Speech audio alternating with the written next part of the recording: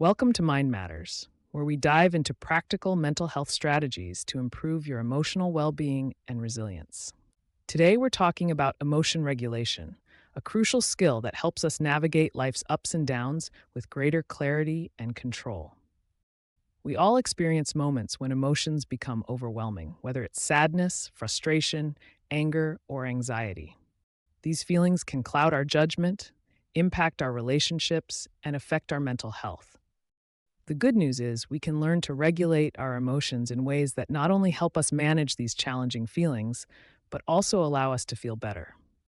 In this video, we'll explore 4 key steps to mastering emotion regulation: recognizing, identifying, tolerating, and changing emotions.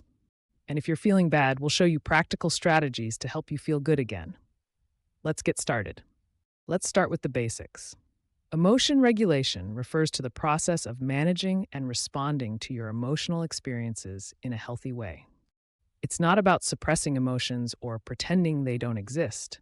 Instead, it's about understanding your emotions and learning how to navigate them effectively. Think of emotion regulation as a toolbox for your mental health. Sometimes you need tools to calm yourself down, other times you need tools to lift yourself up, and in other moments, you just need to tolerate and sit with what you're feeling.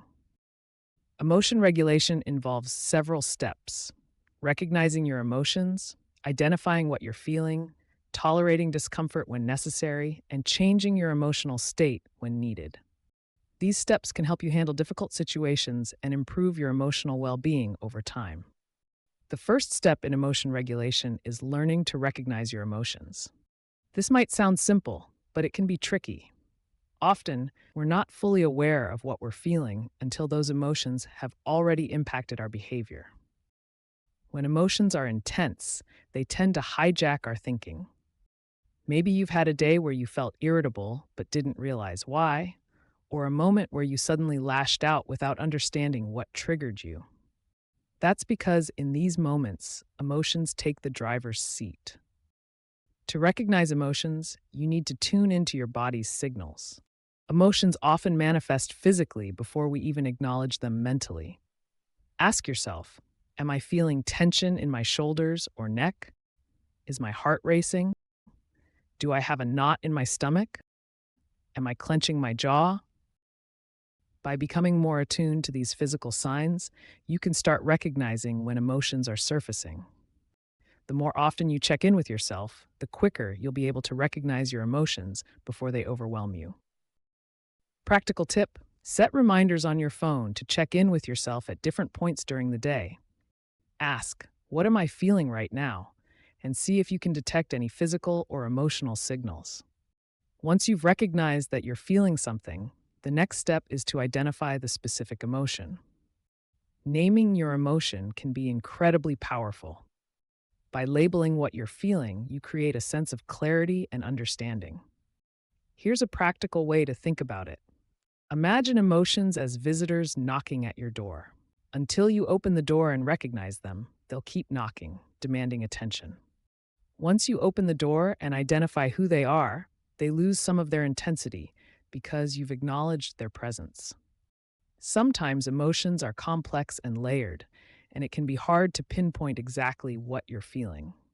For example, anger might be masking sadness, or anxiety might be covering up frustration. Take a moment to reflect on what's going on. You can ask yourself, am I feeling sad, angry, frustrated, anxious, or lonely? What happened that triggered this feeling? Is this emotion familiar to me? Have I felt it before in similar situations? If you're struggling to identify what you're feeling, using an emotion wheel can be helpful. This tool provides a visual representation of primary emotions and their more specific variations, helping you drill down on what you're truly experiencing. Practical tip: start keeping an emotion journal. At the end of each day, write down the emotions you felt and what may have triggered them. Over time, this practice will help you identify patterns in your emotions. Now that you've recognized and identified your emotions, let's move on to the next step: tolerating them. This is where things get challenging because sitting with difficult emotions isn't easy. When we're feeling bad, our instinct is to avoid, suppress, or numb those feelings. But trying to escape from emotions only prolongs the discomfort in the long run.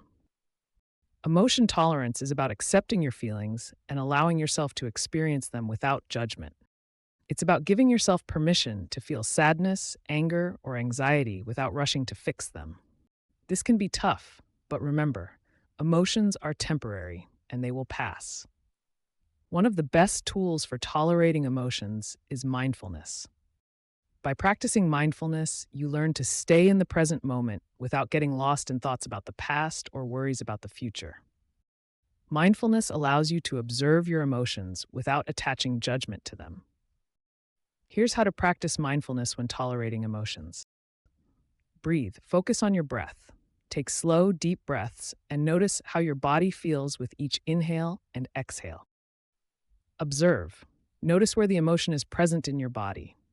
Is it tightness in your chest, a heaviness in your stomach? Allow.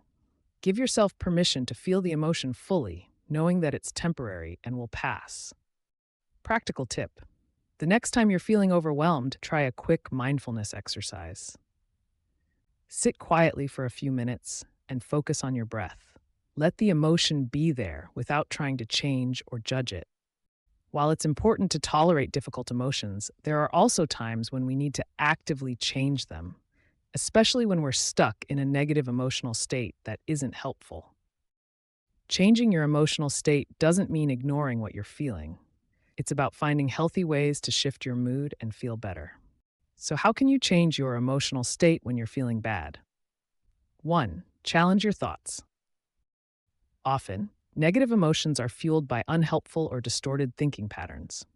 Maybe you're catastrophizing a situation, assuming the worst, or engaging in all or nothing thinking. Take a moment to question these thoughts. Are they really true? Can you reframe the situation in a more balanced way? Number 2, engage in pleasant activities. One of the best ways to change your mood is to engage in activities that bring you joy, even if it's something small. It could be going for a walk, calling a friend, listening to your favorite music, or doing something creative. These activities can act as mood boosters and help shift your emotional state. Number 3, use your senses.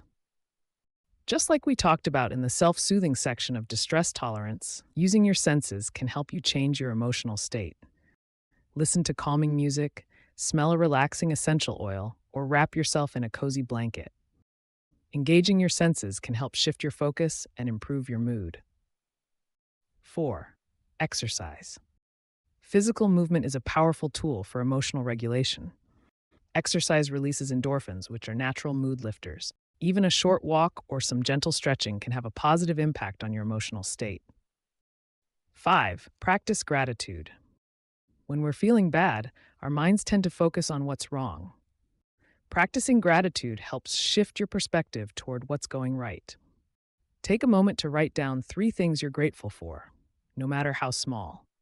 This simple practice can have a big effect on your mood. Practical tip. When you're feeling stuck in a negative emotion, pick one of these strategies and give it a try. You may not feel an instant change, but small actions can lead to gradual shifts in your emotional state. Emotion regulation isn't just about managing big emotional moments, it's also about developing emotional awareness in everyday life. The more you practice recognizing, identifying, tolerating, and changing your emotions on a daily basis, the better you'll get at managing them during stressful times. Try to check in with yourself regularly throughout the day. Ask yourself, what am I feeling right now? What triggered this feeling? How can I manage this emotion in a healthy way? By practicing emotional awareness consistently, you'll start to build emotional resilience, which will make it easier to handle challenging situations when they arise. Emotion regulation is a skill that takes time and practice, but it's one of the most valuable tools for improving your mental health and overall well-being. By learning to recognize, identify, tolerate, and change your emotions, you can navigate life's challenges with greater confidence and balance. Remember, it's okay to feel bad sometimes. The key is knowing how to manage those feelings in a healthy way so they don't take over your life. Thank you for watching Mind Matters.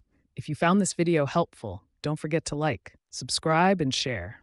And as always, take care of yourself and each other. Until next time.